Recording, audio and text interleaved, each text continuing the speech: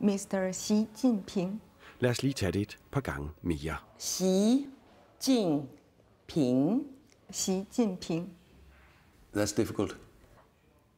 It's not difficult for me. Sætter vi billeder på, så ser han sådan her ud. Ham, der om nogle få dage sandsynligvis bliver Kinas nye præsident. Og hans navn, det betyder faktisk også noget.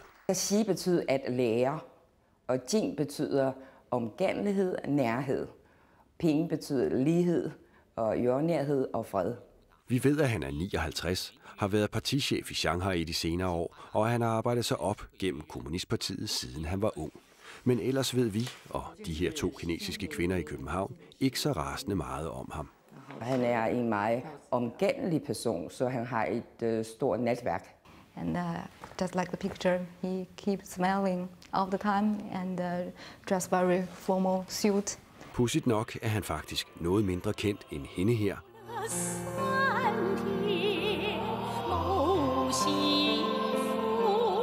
Hans kone, der i mange år har været Kinas svar på, skal vi sige, Birthe Kjær. Det var hun faktisk i starten. Det var hun, men et eller andet åbenbart i partiet har bedt hende om at nedtone sig lidt.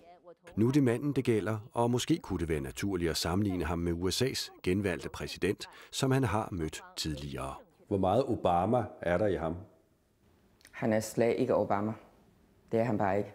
Obama would say, yes, we can, but Mr. Xi, he will say, yes, we can, but in our own way. Ja, sådan lød det om